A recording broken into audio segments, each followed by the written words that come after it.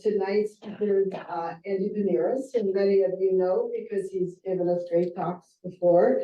He's an avid amateur astronomer, a telescope maker, and a NASA JPL solar system ambassador, public outreach volunteer. In his other life, he's an electrical engineer, and he repairs medical instruments and equipment.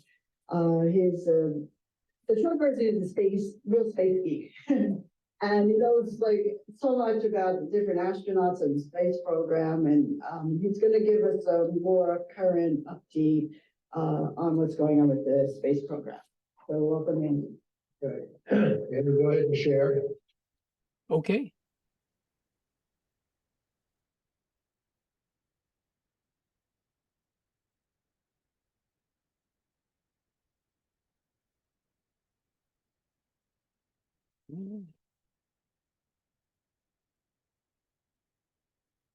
Oops.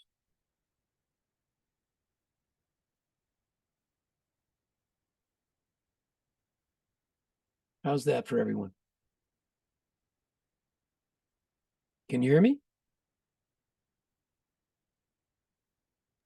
Go back and do slideshow view, not presenter view, so we can Oh, go back out of it. I can't do presenter view?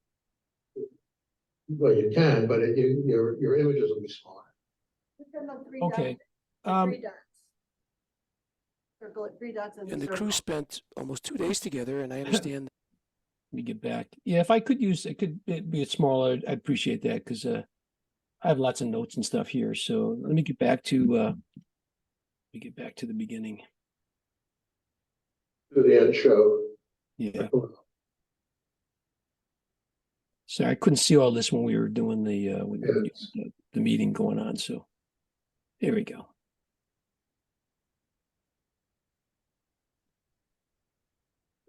Let him start. And you want to do presenter view? Yes, if I could. Yeah. Okay, go ahead. Okay. Great. Well, thanks for everybody for inviting me again. It's been a while. Always enjoy speaking at WA meetings. One of my favorite places to speak.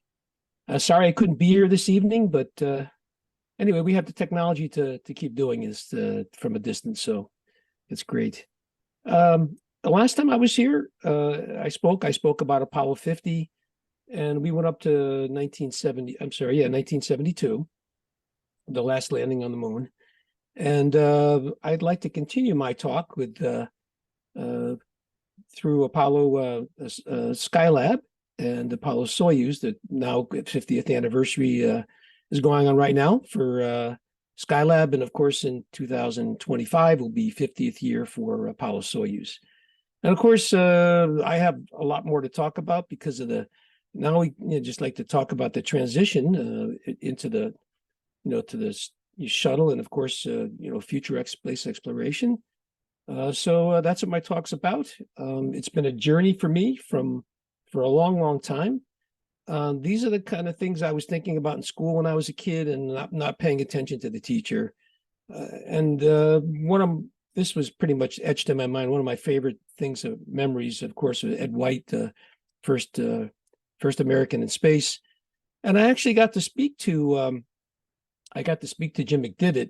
He was command module pilot, and he told me that, and several other people did too, as far as Jerry Griffin from Mission Control. They couldn't get him back into the capsule. He was enjoying himself so much, he was supposed to get back in. They're getting to the point where they're going to get into darkness, and he still wouldn't come back in. And they're yelling at him in Mission Control, get him back in, get back in. And I guess he was so excited about all this, he ran out of, I don't know if it was battery or fuel. He had that device, he was handheld to get him back to the spacecraft. So McDivitt had to actually pull that tether and pull him all the way back in. And he had trouble closing the hatches. They did in most Gemini missions because the suits became pressurized. And eventually they got the hatch closed. And White was quoted as saying it was the saddest moment of his life when he got back in. So a real memory for me. And so, but the biggest memory, and there's me, 10 years old, and excited about all the stuff. My mom lets me stay home from school and see John Glenn's flight, and of course, a perilous one, but the excitement of not having to go to school and loving the space program and growing up in it. It was a real treat for me, and then finally I got to meet John Glenn. Unbelievable, and I got to speak to him about a few things that that I have questions I wanted to ask, and I believe I spoke about that in the last time I spoke, so I won't go into that, but just wanted to kind of get into the beginning of how I got into all this, and the journey kept going, and I've spoken to just about someone from each Apollo mission, and more than one. I think out of the 24 men that went to the moon, I think I've met 11 or so, 12 of them. And I've got these stories to tell. And I think the reason, which is more really what I enjoy most about this, is that people come up to me and they say, well, I heard this about Apollo 7, and I learned this about Apollo 13, and I learned this, and I said, well, what did you learn? And they say to me, well, and they tell me, and I'm like, well, that's not correct. And they said, well, what do you mean? And so a lot of them watched commercial shows, and of course The Right Stuff, which was a great movie, Apollo 13. These are all dramas, and they're wonderful movies to get people interested in the space program and these missions. But I wanted to be able to tell the real story, and so that's what I'm here to do today.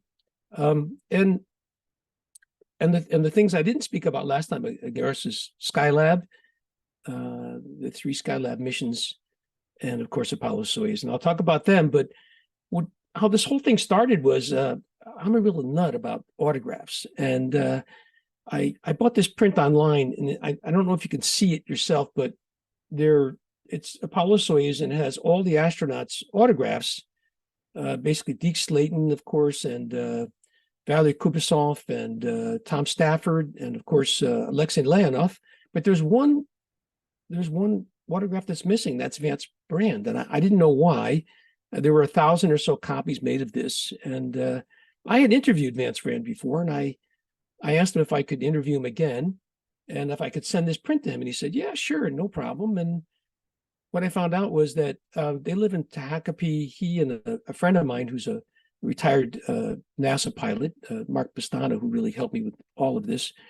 They told me, it snows and rains up here a lot, and I'd really hate for you to send a print up here because it might get destroyed. So I decided to fly out, and Vance invited me to his house, and so did Mark and Karen. And when I got there, guess what? Yeah, it was snowing. What I didn't expect to get was a back door inside tour of Edwards Air Force Base. And so I'm really starting this off. I was going to start off with Apollo 50, and I kind of didn't know how to really name this. It's like, where do I name it? And I thought of the right stuff, the past, the present, and the future. And so I'm going to show you what, where I went. And I went to this restricted area, 2515 at Edwards Air Force Base. And I really enjoyed that. Even as a kid, like, you're not supposed to go there, restricted. Yeah. Oh yeah, this is great. I can't wait to go.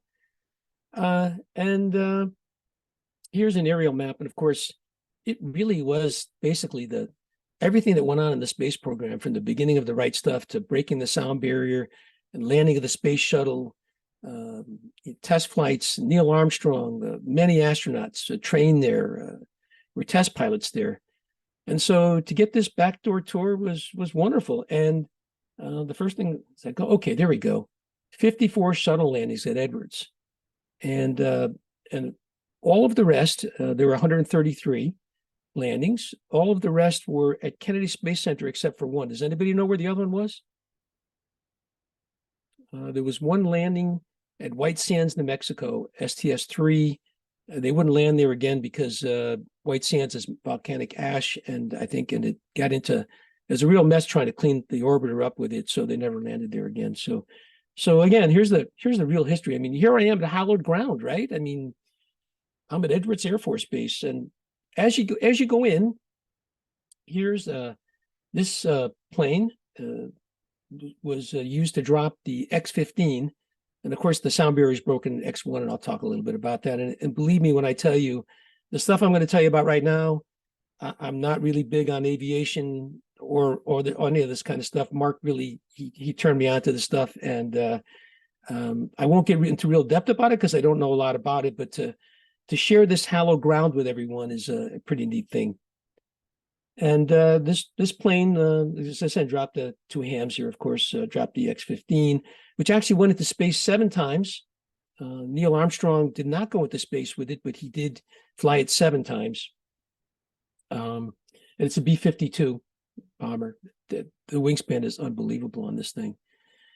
And so, I go back to this and I get these memories in my head, the right stuff. And I love this scene where this, they're here at Ponchos, and Yeager's is sitting there, it is the actor, of course. And, this group of people are sitting in the corner and they're saying, yeah, this guy over here, Yeager, he's the guy for the X1. And so, the whole story goes is, I don't know if people have seen it or remember it. The sound barrier they thought couldn't be broken, and they thought maybe the plane might fly apart, the rudder would, lock up, and the plane would go out of control. And of course, they walk up to him and say, we get this X1. You want to fly it? And he goes, yeah. He says, the sound barrier. We think it could be broken. He said something like, it was one of my favorite lines, is like, I don't believe the sound barrier exists. And that's really a really great way to portray Chuck Yeager, but none of those things were really true. And he had flown the X1 several times before that. But again, the drama and the passion that was brought out in the movie tells the story. And here's the real picture of him. And it's amazing how they painted his wife's name on the plane just before he broke the sound barrier the next day. But no, all kidding aside, he did it in 1947. And he did it several times. And from what I understand, every time he did it, and somebody bettered him, he went back in and bettered them again. And I think he did Mach 2 and others, and all in the X1. So Mark brings me to this back, this tour, and it's okay for me to be here. You can see that from this picture, the plane that Yeager flew was in a pit. And there's that same pit right there. It's blocked off. And this is now a parking lot. And there's the B-29 that would pick it up and bring it, into the air and then drop it. And I'm like, wow, this is incredible. But we weren't supposed to take pictures here. And Mark said to me, just be real careful. Don't take any pictures of the sky out there. You're not supposed to do that. And some guy drives by and scolds us, about taking pictures there. So we said, oh, okay, we're sorry, sir. And but I kept the pictures, of course. And here's some more pictures of what was going on. And here's one that he also brought me to the parking lot. There were these huge hydraulic lifts. And by the time they went to the X1E, which they kept getting to different models of it and going faster, they actually brought these hydraulic lifts to lift the plane up instead. I thought that was really cool. And they're still there. They're not operable, but they're there. And of course, Neil Armstrong, Flight Research Center, and was Dryden originally. And talk about hallowed ground. I get to go to this restricted area, and again, I couldn't bring my camera back into most of it and show you what I saw, but I could tell you about it and show you some of the really cool things that I did. And of course, there's the doors to go in. If you look at the top, it's cut off, but above that said Dryden Research Center. And you see the person on the left there is Neil Armstrong. He was a test pilot there. And there's Mark and I. It's now called the Armstrong Research Center. And I think the doors are the same, to tell you the truth. But there's our badges. I don't think I was supposed to take a picture of this, but I did. And went through this restricted area, of course. And it brought me to this area. This was Neil Armstrong's office when he was there. He was a test pilot there. This is Roger. I guess his call name is Roscoe Tanner, and he teaches people how to be test pilots. He brought me to this plane that you could actually. He sits in the back. I couldn't take any pictures, and he could make the plane do any kind of failure to teach test pilots how to get out of trouble. What amazed me the most is that he and other people in the past 25 years worked on this technology so that if the test pilot passed out, which happens quite often, he tells me, more than you would expect, the plane would come back and land itself back at Edwards. And of course, I get to take a few pictures here. This is an F-18, and I can't show you the pictures, but there were rows and rows and rows of like planes, F-18s and all kinds of planes. And I get to sit in one, of course. And I'm not a big guy, but there ain't that much room in there. It is a two-seater. There's lots of switches. I know I'd be really excited about flying if I could someday. And this is, I took this picture by mistake. I wasn't supposed to, but that's, this is open space, and that's where some of these planes come in, and some of them are, not to be seen. So, and so here's another picture of the X-1E. And of course, there's Neil again. And here we are again, same place. Oops, sorry about that. And basically these next ones are basically, going to this hallowed ground of spacecraft. Does anybody know what this one is? Yeah, the same plane the 7 original astronauts posed in front of. Here, Scotty Carpenter, Gordon Cooper, there we go to John Glenn, and of course Gus Griffin and Wally Schirra, Alan Shepard, and of course Deke Slayton, who didn't get fly to Apollo-Soyuz. So yeah, hams again, And of course he brought me then to the Mojave Air and Spaceport. If you take a look at this, you'll see it's Rutan Field, and you look up at the left, it's Scaled Composites, and that's the company that Burt Rutan and Dick they founded. I think they sold it to Grumman now. They own it there, and they made the body for the Scaled Composites for Spaceship Two for Virgin Galactic. But this field here, this airport and spaceport, Mark brought me here, and I guess one day a month, sometimes the Rutans actually fly in. I think they live in Idaho now, and they fly in, and people are kind of waiting. Hopefully he does, but they didn't. And so he brought me inside. Oh yeah, this is the plane that Rutan and I think it's Jean-Ann Yeager, not related to Chuck Yeager, flew around the world without refueling and without stopping. And there's a restaurant there, of course, and on the wall there's the flight of Dick Rutan and her there. And this place was just, buzzing. People were talking about planes, and everybody you talked to said, it was just really to hear the passion of everyone and see it. I've got such and such a plane, but I really want this bigger plane, and blah blah blah. And so Mark kept saying to me, to people, this is Andy Poniros. He's a NASA volunteer. He's like trying to play me up, and I'm like, Mark, please. Anyway, he says to this woman, Andy wants to know why SpaceX hasn't sent anybody up. Of course, this is January of last year that they haven't sent any of the tourists up yet. And so I kind of played with it. And I said, well, it's kind of been a long time. And she said something like, well, I'm that's above my pay grade, but I know they dumped a lot of money into this. And of course, just a few days ago, they did launch, and of course, Alan Stern got to do some science on it, so it was really cool. And I took this picture because this family was here, and just to show the passion, these husband and wife and their 4 kids, they were explaining to their oldest kid that when he builds an airplane, here's some of the things that you should take a look at. I just thought that was just an amazing thing. And of course, Mojave Air and Spaceport, this is where the X Prize was lifted off and won. Mike Melville and Brian Benny combined.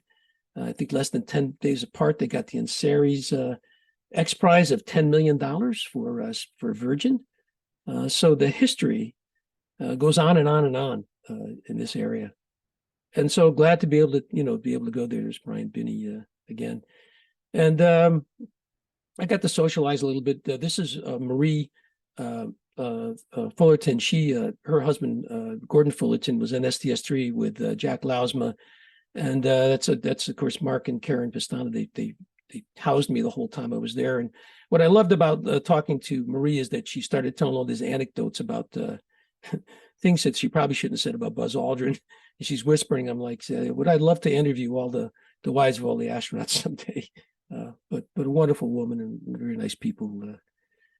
And so that brings me to where I was going to start originally, and that's Apollo 50, back to Apollo 50. And of course, we've already lost two more people. Ken Mattingly was basically the youngest of the, I think he was 87. He passed away just a few days ago. And the oldest was Frank Borman, and he passed away a few days later, I think just yesterday, in fact. And so I tell my wife all the time, I got to try to get to meet as many of these people as I can to get the real story. And every year, at least one or two to pass on, sad to say. And so I thought about this, and I was like, well, how do I bridge this whole thing? We got Apollo 50 left, and we've got Skylab. We have Apollo-Soyuz, and who would I think of better to bridge this whole thing was Vance Brand. And Vance was on the Skylab rescue mission that didn't wind up happening, but he was on Skylab crew, backup crew. He also was on Apollo-Soyuz, you can see there, and he also commanded 3 space shuttle missions. And I thought this is a perfect person to meet, and I was so glad he invited me to his home, and I was able to speak to him and interview him. But one thing most people, I don't know if everyone knows, but and Vance Brand was scheduled to be on Apollo 18, and of course, many of you probably know that Vance Brand and Harrison Schmitt and Dick Gordon were supposed to be, and then these 3 missions were canceled, and Apollo 17 would be the last to fly to the moon. And you can see that Harrison Schmitt, Jack Schmitt, he did go to the moon. So basically, what happened was that here's the original crew of 17: Joe Engle, Gene Cernan, and Ron Evans. And Joe Engle got bumped, unfortunately, because they wanted a geologist to go to the moon. And since 18 got cut, and 19 and 20, of course, Joe Engle got bumped, and Harrison Schmitt did go. Kind of a sad thing for some and happy thing for others, but everybody seemed to accept it gracefully. The people I've never interviewed Joe Engle, but certainly Vance Brand took it very, gracefully. And so I finally brought the print to his home, and I got him to sign it. And I wish I'd gotten more pictures with him. Unfortunately, he had gone to a dermatologist, and anybody over 50 knows that when you go to a dermatologist, they start removing stuff, and he didn't want any pictures taken of. He just had things removed from his skin. But I did finally sign that, and I asked his wife and him, why didn't he sign this originally? I come to find out he was still working for NASA till he was 79. And so when that happened, I think in 88 or 89, he started signing some of them. So I have one of the, I guess, couple of hundred that got signed out of 1,000. But more importantly, I got to interview him, and we sat down and talked, and we talked about Skylab. And here's a mission that most people, I recall, even back the press and most people, gave it a bad rap. It did have its problems, and basically what Skylab was all the stuff left over from the Apollo program, all the cuts that were made into a space station. And this is a Saturn V rocket. The astronauts that went an Apollo that went around just in orbit went on the Saturn 1B, but they took a Saturn V and they took the 3rd stage up on the top there and made it a space station. I thought that was pretty ingenious. But when it launched, and of course, there's a little bit of a confusion between Skylab 1, 2, and 3, and 4. So Skylab 1 was just the launch of Skylab itself, and Skylab 2 was the first crew mission, and of course, 3 and 4 were the next. And there were only 3 that were planned.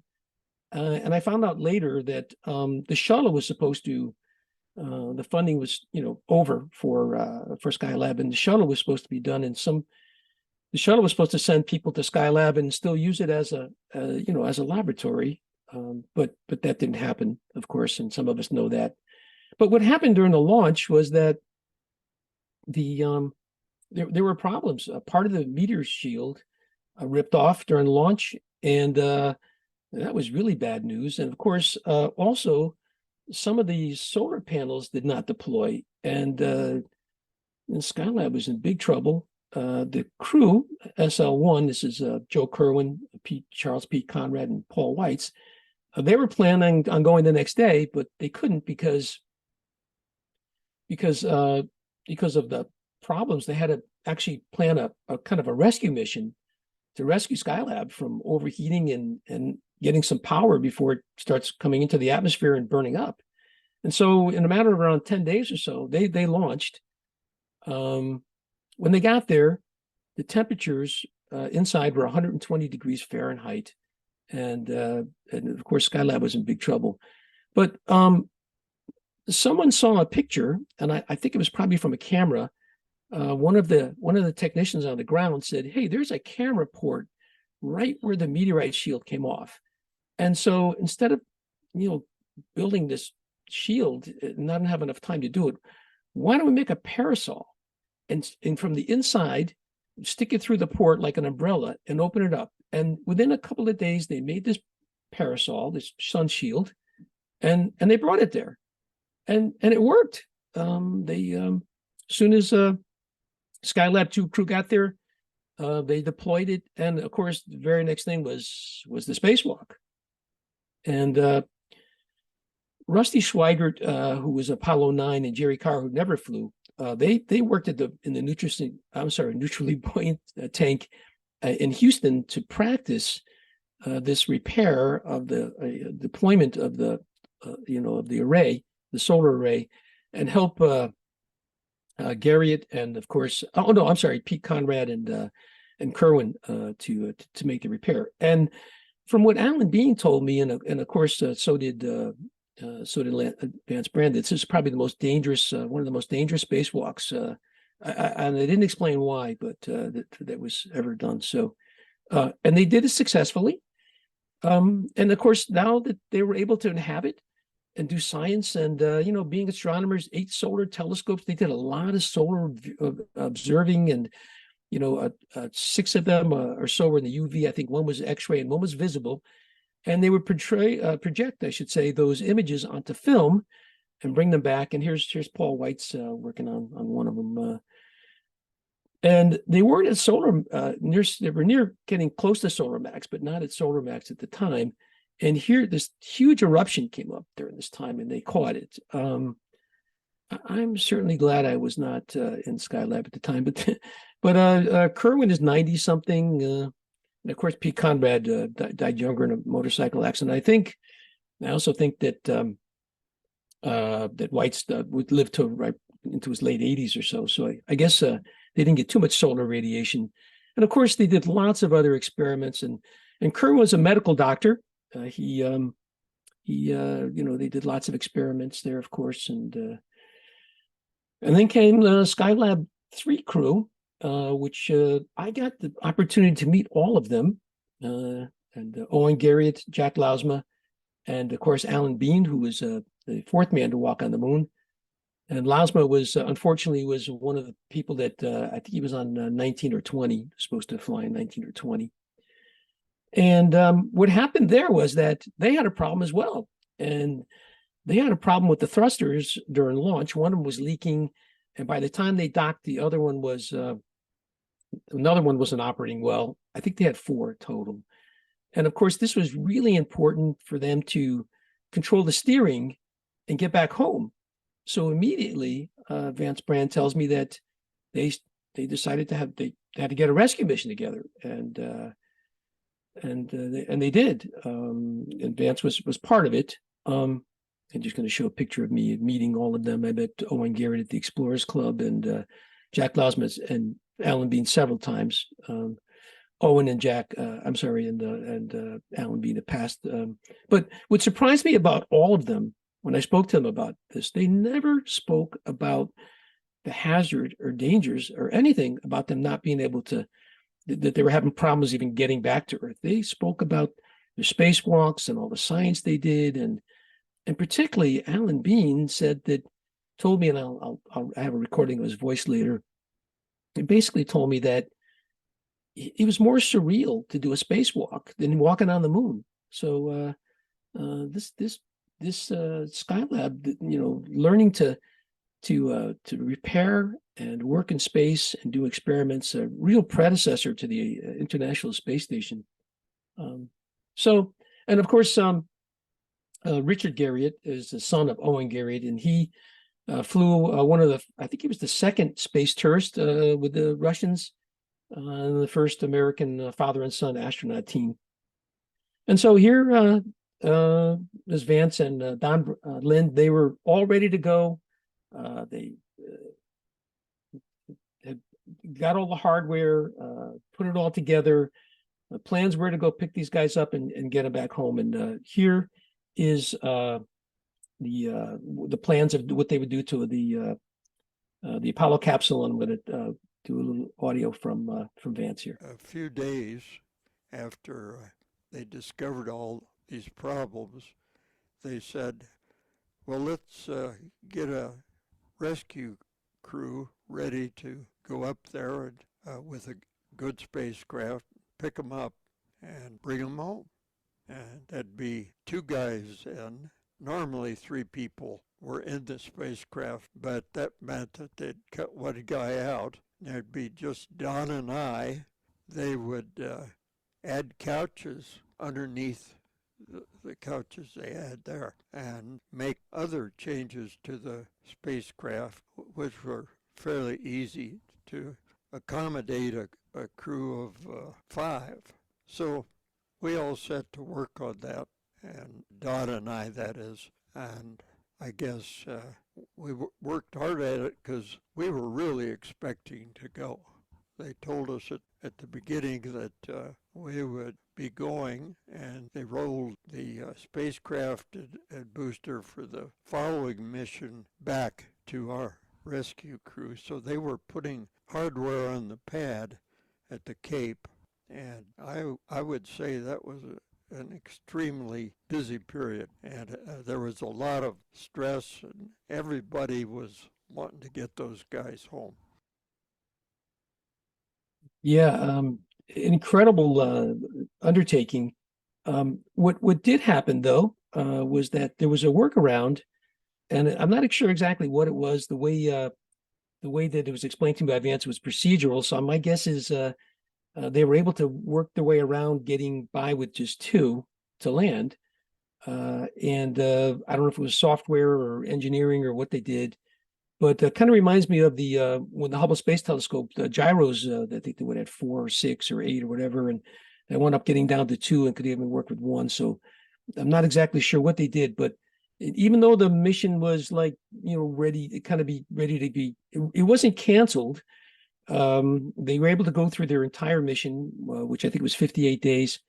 And they told Vance and Don Lind that, don't think that you're not ready to get into that spacecraft and go up there because something might not work on the way back. So they were still ready to go, but they were able to come back safely. Another amazing workaround by NASA. And of course, this is Owen Garriott. They put up another on Skylab 3. They put up another shield above the parasol, so because they knew that probably the sun's intense heat wouldn't last very long. And so they wanted to put that up there, and it was a great idea. And like I said, every one of those astronauts talked to me about walking in space. And I'm going to play a little bit about what Alan Bean told me about his walk on the moon and spacewalking. What's it like to walk on the moon, and what's it feel like as you're on the surface? Well, first of all, it's not a lot different when you look around than it was when we trained on these volcanic fields, because the moon is a big volcanic area. It's got a lot more dust on it, and it's got craters around, but the color gray and the absence of anything other than the lunar surface is the same. The sky is black, no clouds. Sun is much brighter. But in general, that was not what I would call very science fiction. I flew on Skylab for a couple months, 59 days, went EVA a couple times, well, one time as I remember. And that was very science fiction. It was very science fiction to be outside of a spaceship, and there's no wind up there, of course, no atmosphere, so you're not blown off. What it seemed to me, if your listeners, next time they fly on a 757 or whatever they fly on, imagine if they could open the door and go out on the wing and just crawl along. They wouldn't be blown off, of course, and they really would be, but imagine if they wouldn't. They could crawl down near the front. They could peer over and look in the window and see the pilots there flying. They could crawl back to the tail and stand on the top of the tail and feel like they were on the top of the world. So that was very science fiction. The training that we had to walk on the moon made it seem familiar. And of course, SL4, Skylab 4 was the last crew. This was an all-rookie crew, which was, I think, amazing. And it's Jerry Carr, Bill Pogue, and who's the third there? I recognize him, but anyway, they got to go, an all-rookie crew. And what I thought was really interesting is that this was the crew that they said had a mutiny. They stopped listening. They wouldn't listen to mission control, and so I listened to some of the stuff. I didn't get to interview any of them, and I won't speak a lot about their flight, their mission. But they said that basically they were getting so many things to do for mission control that they couldn't do them fast enough. And so they basically just shut their radio off for a while, just so they could catch up and go back again. And they said the press kind of blew it all up. And I kind of like, you kind of wondered, is that really what happened? But I later spoke to Eileen Collins. I have her later in the show here. I spoke to her at NEAF, and she told me a very similar thing that happened to her on one of her space shuttle missions. And that was that they just kept giving them, too many things to do before they could finish them. And so they did the same thing. They just kind of turned things off for a while and came back. So I'm going to guess that's what really happened. The press got a hold of it and said there was a mutiny. And my guess is that there probably wasn't. So, but it's not going further. What's going on here? That's why I couldn't read the last name here. Let's see if I can go. That work? Okay, let's see. So just wanted to show that if you look at the Apollo 19 and 20, you can see that William Pogue, Jerry Carr, Paul Weitz, and Jack Lausman did get to go to space in of course, in Skylab. And had some pretty interesting things to talk about Vance, him being a real part of Apollo-Soyuz. And what surprised me the most, I spoke to, actually interviewed both he and Tom Stafford, but I don't have Tom in this part of the interview. But, what interests me most is that the Soviets were willing to kind of to work with us. Hard to believe, during the Cold War, and but early in the game, way before 1975, and way before we landed on the moon, the Soviets wanted to work with us on doing a joint mission, and this is what Vance Brand had to say. Although I wasn't with NASA at the time, it's my understanding that in 1962, there was a meeting. This was during the middle of the Cold War. There was a meeting between Hugh Dryden, who was deputy administrator of NASA, and a professor from the Academy of Sciences of the Soviet Union. It's my understanding that they first came up with the idea. So way before, which is really surprising. And really what surprised me the most as I spoke to him, Of course, back there was the Soviets, and they were very, much wanted to make this thing happen. And of course, there's the handshake, and Tom Stafford, and of course Alexei Leonov, who was the first human to walk in space, and he almost died on his first EVA, that first one. They became very good friends, and Stafford adopted a few kids from Soviet Union, and he named some of Leonov's named some of his children after some of Stafford's kids, and but the big important thing was that the handshake here, and I said to Vance, well, do you think this was the beginning of détente? Tensions between the U.S. and Soviets were so high for so many years. Do you think that the mission symbolized détente between the two superpowers? I think it was just part of détente, but it wasn't the whole story, of course. It was one piece to make détente work, and I thought it was very successful. Of course, our dealings with the Russians are completely different now, and it's a different ball game altogether.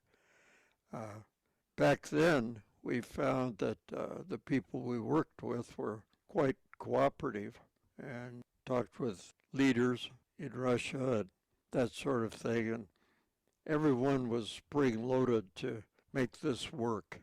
And turned out their engineers and ours were putting into teams to make it work, and it did. And of course, a little bit of humor. If you take a look at these tubes, they say Russian vodka on them, and I'll let Vance talk about that. And the crew spent almost 2 days together, and I understand that during one of the social activities, you had social activities with the Soviet crew, that Leonov offered food containers labeled vodka. Oh, yeah. Yeah, there's a photo in the record somewhere that shows Deke Slayton laughing and drinking a tube, and it says vodka on it. But, well, the Soviet food was different from ours, of course, reflecting what their favorites are, and they were kept in tubes. We had a different setup. We had a lot of dried food that you had to add water to it, hot or cold, and things like that. So that was a little kind of a joke. And I must say that I can't speak for their crew, whether they had vodka on board or not. I'm a little doubtful that they did, but ours definitely did not. Well, I happen to know that that the Soviets do, or Russians now do, drink vodka on the International Space Station. I don't know if you know Ronald Rumquist. He used to be at the Connecticut Star Party at times, known as Dr. Flush. He actually made the purification system for the ISS. He was part of one of the people that, and he said that the biggest problem for him was trying to get vodka out of their urine to purify the water. So they did. I don't know if there really was vodka at all, but you know what most people think is this just was a gesture of goodwill, but they did actually do experiments. And Vance told me that Tom Stafford and Leonov did a experiment where they had a small kiln furnace there, and they heated up two dissimilar metals to see how they would react in space. So they did do some science. But the biggest thing happened, I felt, during landing, and there were some problems when they landed. When they detached, the Soviets detached first and went down first, and I think maybe some hours later the U.S. landed. Kind of getting back to the mission had gone well. You'd done experiments with the Soviets and on your own as well, and everything went basically flawless until reentry. And during reentry, there were some toxic fumes that got into the cabin of the space capsule. Yeah. And you were actually unconscious for a period of time. What happened? Well, during reentry at about 30 to 50,000 foot altitude, I forget which, we turned on an automatic system for putting parachutes out, getting rid of the nose cap that covered the parachutes and things like that. And we missed getting 2 switches at around, I don't know, probably 50,000 feet. And I say we, they were actually in front of my face. So I have to say I, but we were working as a crew. So anyway, we didn't catch it. And at some point shortly thereafter, I was looking for the automatic sequence to start putting out parachutes and all that. And it didn't happen. So I had been trained to manually do everything that the automatic system would do. And I did that, and we finally landed. And when we landed in the water, the spacecraft turned over such that the hatch and everything was underwater and the heat shield was on top of the water. And so that wasn't particularly abnormal. That happened on a certain number of missions, dependent on wave action and wind and things like that. So we got turned around, and some point in there, I was unconscious for about a minute, and that's because up to that time, fumes had been coming into the spacecraft from the RCS jets, and the fumes were from RCS fuel, hydrazine, and so forth. My face was real close to the vent where the fumes were coming in. So, yeah, I passed out. Tom put an oxygen mask on my face, and I was awake again in about a minute. So that was quite an experience. It put us in the Tripler Hospital in Hawaii for about a week. And then we spent another week with our families at a nearby Marine Corps base and came home. And of course, Vance commanded 3 space shuttle missions, STS-5. It was the first time that there were more than two crew members on the shuttle. They deployed two satellites, first time ever done, and a successful mission. But the one that I think is this one is in my memory as well, and it's Bruce McCandless flying the MMU. And of course, we've got Vance here, who Gibson, and Ronald McNair, who tragically died in the Challenger accident. Of course, Bruce McCandless on the right, and of course, Robert Stewart also did the walk, but he hasn't really gotten any credit. But he did. He spent 6 hours on the MMU, and this thing, I always remember this picture, just etched in my mind. But the one that really is etched in my mind is this one. And I said to myself, man, this guy is like, what if he's that far away from the spacecraft? I guess he has to be, because he's going to get too close. So I had to ask Vance, what happened here? You noticed he was this far away, and how did it work? The backpack, the Lockheed Martin Manned Maneuvering Unit, called the MMU, just worked great. And it had a lot of redundancy, so that if, say, one part of its stabilization failed, you could still fly it and come home. When I saw the footage of Bruce McCandless, how far away and how tiny he looked, and I'm sure you saw the same thing, you're in the shuttle. Yeah. I was like, if something went wrong, how's he going to get back? Well, I knew his wife, Bernice, of course, and I thought, how would I ever explain losing Bruce to Bernice? But anyway, we were very serious about that. We trained a lot for it so that we could take care of contingencies and that sort of thing. I recall reading the statement that Bruce said. He said, and you talked about training and how important it was, I was grossly overtrained. I couldn't wait to get out there, but it got so cold that my teeth were chattering. He said, but that was a minor thing. So obviously everything went really well, but I don't think people really understand that the effects of something being out there for 6 hours orbiting the Earth alongside of the shuttle in the coldness of space on one side and warm, of course, on the other sun side. So, and of course, then you're on the other side of the Earth where it's dark. It must have got very cold for him. And those are the kind of things that aren't talked about. So an amazing mission. And of course, his last mission, STS-35, was an astronomy mission. And they had a payload of 3 Astro 1 ultraviolet UV telescopes. And it was a 9-day mission. The payload was something like 13 tons, and they had to make 200 orbital maneuvers to track the sky the way they wanted to. But it was all very successful. They came back to the Earth, of course, and I thought that was pretty cool that, we really don't hear too much about astronomy being done in space, but there was quite a bit being done. And of course, he landed that, the STS-35 landed at Edwards Air Force Base.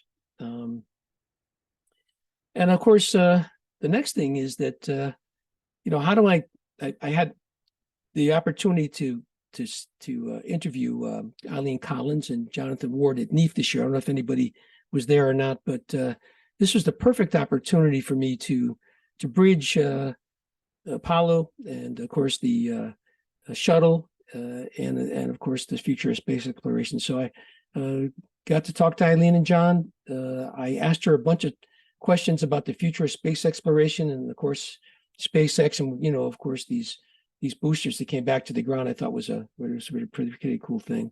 So we tried to do liquid flyback boosters in the shuttle day. I remember sitting in those meetings. We could not afford it. We did not have the budget to do that. And although everybody wanted to do it, the boosters, we actually did recycle them. They landed in the ocean, but they would get corroded, the ocean water. You had to have the ships bring them back and all that. I think a large part of the space shuttle was reusable. The orbiter itself as well. So we just didn't have the money to do it. But SpaceX, of course, technology has changed. They have access to more, the computers are much better today, so they were able to use that. If SpaceX has proved themselves, I think at first I was a little bit worried about, not the cargo, but the astronauts. I was worried about putting our astronauts on that rocket that kept blowing up on the launch pad. And I went and talked to the SpaceX engineers, and I was actually really impressed with how sharp these young guys and girls are, very sharp, and they would tell us things like their boss, Elon Musk, would tell them, we can't have an accident because we're totally out of business if we have an accident.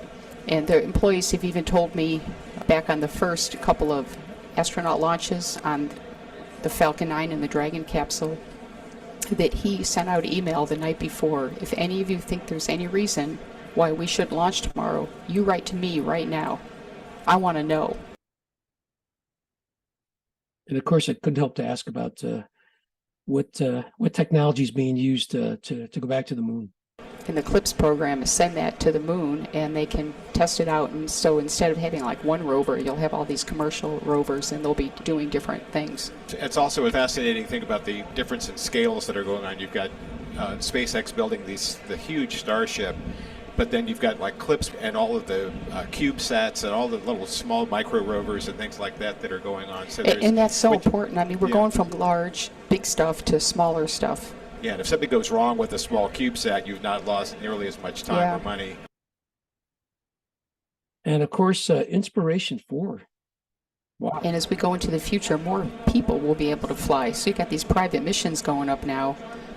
The Inspiration 4, there's one going up this summer. I forgot what it's called. Actually, there's 2. One of them is going to launch with SpaceX, and they're going to a very high orbit. 4 commercial astronauts, civilians. They're going to do a spacewalk. There's another one that Axiom Space is sending to the space station. They're going to dock with the space station. They've got several commercial astronauts, and they've got a former NASA astronaut commander. That'll be Peggy Whitson. And they've got 3 privately. Some of them are paying, some of them I think are sponsored. But they're going to see more of those missions in the future, which is good. You got more people flying, more flights, the cost comes down, gets safer. Just like the early days of aviation, now you have more people that can fly. Real civilian astronauts, amazing, orbiting the Earth. And of course, I could talk about all the different things that SpaceX has done. I do a whole slideshow on that. So, and everything from, manned space flight, cargo to the International Space Station, to civilians in space. Amazing stuff they've been doing. And of course, here's Blue Origin. They built a larger model of the lunar lander, and of course, SpaceX built one as well. And just like to show, like, of course, and then there's Blue Origin, that space tourism, and they didn't even have a pilot. Just launched and brought everything back without a pilot. Alan Stern gets to go to on a spaceship, I think it's Spaceship 2. He did experiments just a few days ago. So much is happening. And of course, China, back to the moon, a lander. The first to land an object on the dark or here, the far side of the moon. And I just kind of wonder, where's the space race going? You got Israel, India, even UAE's got the United Emirates has had astronauts and spacecraft orbiting Mars, and they understand that the Russians may even side with the Chinese to go back to the moon. So I think we possibly may have a real space race going for us. Of course, but then we've got our own thing to go back to, Moon to Mars, and it's going to be the first. Here's of course, the gateway that's going to be built, and SpaceX is a big part of building that gateway. It's going to have an orbiting station around the moon, and of course the crew. And I think the crew to fly around the moon and come back, Artemis 2, is going to be I think maybe December of 2004, 4/24. I'm sorry, so very soon. And of course, I to end this all, I had to get back to Vance Brand, and I had to ask him. Here's a guy that had a chance to go to the moon, and whenever I interview him, I talk to people about him. They always say to me, "Yeah, but he didn't go to the moon." I'm like, "Wow, yeah, he didn't, but he accomplished so much." Certainly a really great accomplished astronaut. And so I asked him if he'd like to go back into space. There's one more question I'd like to ask you, and that is that one time you were the oldest person to fly in space. If you had the opportunity to fly on SpaceX or Virgin Galactic or Blue Origin, would you? Until maybe 3 to 5 years ago, I would have said yes. Now I'm in my 90s. And I believe I would have to not press for that opportunity. Well, are we talking about tourism, or are we talking about being useful on a crew? I was more talking about, like, William Shatner is the oldest person to go into space. And so this would be something like maybe a 15-minute suborbital flight like Alan Shepard had. And I actually spoke to his daughter about the flight, and she said it was not as difficult as she expected it to be. So, yes, I guess that's what I'm asking, yeah. Well, if I was young, I'd take anybody up on that. Now, I would not. I almost want to say, too, that there are going to be several steps that the tourism goes through. First is suborbital, next is orbital, and next is going around the moon and coming back. I think going around the moon coming back would be awesome. I might actually, if my health would allow it, try to get on that mission as a tourist. So I'm changing my opinion as we talk here. But going into orbit is where a lot of the tourism is going to be at, and I don't think I'd do that, although I think that's a much more fulfilling experience than, say, suborbital. It's interesting. It's like something you have to kind of think about because things are changing so much. And Elon Musk already has a space tourism trip planned around the moon and back. So I'm hoping if he's listening today and you're still would be interested in going, that he would he would send you. I just really think that if anybody deserves to go back around the moon, it'd be Vance Brand. He was 91 when I visited him, and he's 92 now. And I'd have to say that it's not that he isn't healthy, but at his age he's kind of frail. I don't think he would be able to handle the trip. But boy, would that be something for somebody who kind of got bumped from going to the moon. And so I'll always have this picture signed by him, and I'll be hanging it on my wall. It'll always be a memory of some more history that I was able to get from Apollo. And I hope I brought some of that history to you and some enjoyment out of it. And I hope you enjoyed my talk. Thank you. Thank you. Unshare your screen and we'll take some questions. Sure. I have the answers. Anybody would like to ask a question? Just feel free to jump on, unmute yourself and fire away.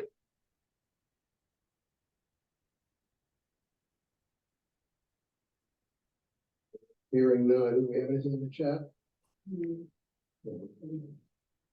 So Andy, do you think that the Artemis is going to go next year? I wonder. I think it's going to be delayed, honestly. Because the orbital flight was supposed to be next October, November, and then a year later was supposed to be the landing. Right. And one, which was just the unmanned, Right. that was delayed, but then it finally went. It was successful. Yeah, I went to EFT-1, which was a test flight, and that was on a Delta some years ago. I think it was 2014 or so.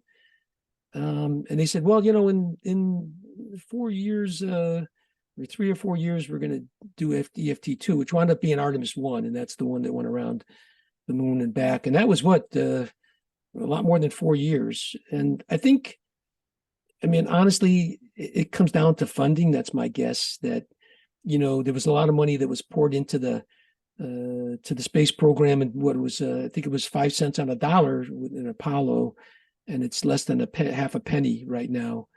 And so to fund a project like this and to get it to, safety is a big issue. There's not a race to go to the moon yet, although there may be one soon. Who knows? Maybe with China and the Soviets. I'm sorry, Russians. I'm showing my age here. So I think, yes, I think it'll be delayed some. Maybe not a long time, but maybe a few months. Louise Gantris is asking what the relationship is between NASA and the private SpaceX Blue Origin. Yeah. How do they cooperate and how are they separate? Yeah, they cooperate. They're contracted by NASA to do these things and paid by them to do them. And things that they're not paid to do, they do on their own. And that's basically how it works. And so I remember asking Jim Lovell about that, and I said, what do you think about all this? This a few years ago, and he said, "Hey, if it was me, NASA's going to help fund me to do this. Of course, I have to pay for some of it myself, and whatever money I make from that, I can put into space exploration as well. And commercial, it's going wild, and that's basically because commercial companies see money out there. So any money that gets spent after that, it's on their own, of course." And they have the ability to, want to go to Mars first. That's what Musk wants to do. I think it's just amazing what he's done, with civilians. And they're going to do a spacewalk in a few months, maybe sometime next year. That's incredible with civilians. And so, yeah, to answer the question is that what they're contracted to do, like they're contracted to, they both contracted to do lunar landers. SpaceX has got a lot more to do with the Gateway and lots of other stuff with NASA and a lot of other commercial companies, these things called CLIPS. They're commercial vehicles that are there to put on the moon. And I don't think NASA funds very much of them. And then they could basically use them to make money if they wanted to after that. So things are really changing quite a bit. I hope I answered that question. Could you ask him if he had any thoughts on the building of the landers between SpaceX and Blue Origin, and who's ahead, what's more likely, if he had any insight knowledge? So the question is, in terms of the landers made by Blue Origin and SpaceX, what's their current status? Who's ahead? Who's likely to succeed? Well, SpaceX was awarded the contract first, and their lander is much smaller. And of course, I spoke to Jerry Griffin from Mission Control, of course, and Eileen Collins, both about them, and they didn't think that they thought that the lander wasn't beefy enough to land, although maybe it could be used for certain types of landings, but not all landings. And the first couple of landings will not be with the station, the space station going around the moon. They won't be. And they both felt that the Blue Origin, which has already now been contracted as well, I guess the first. Excuse me, I've had this, been sick, so. But they've also been contracted to make a lander. They both have, and NASA's done that in the past with lots of companies. They're working on the SLS, and at the same time, the SpaceX is working on the heavy lift, and they like that because they have something to go back on. So both vehicles look like they both will go to the moon, but it looks like that it's possible that if the gateway's built, that it would be SpaceX first. Any other questions? Eric? If you have any questions, I'd just like to thank Andy for a great presentation. Yeah, thank you very much. I hope I hope the audio was good enough for everyone to hear. Okay. I want to stop sharing, just Okay. get us back to where we were. See if there's anybody else that wants anything to say or has any ideas or suggestions or wants to come up. If you're here, eat more cookies, because those of you Yeah, who I can hang on if people want to talk or something a little bit. It's no problem. but just stop the share. There we go. Gotcha. Few people left, some people signed off. But I do want to thank you for another enlightening bit of enlightening information that we don't get anywhere else. I mean, it's the kind of stuff that we just don't really see. Yeah, thanks. And I know that the audio gets to be make my talk a little lengthy, but I think that's what makes it different than I think listening to people firsthand, astronauts talk about this stuff is really a cool thing. So thanks for letting me do that. Okay, if we're done, then I would invite everybody tomorrow to get dressed up warmly, come to the Star Party, and to be here or online on December 8th for our last talk of the year and our elections. If you didn't send in your ballot, please do so. And wish everybody clear skies and happy Thanksgiving.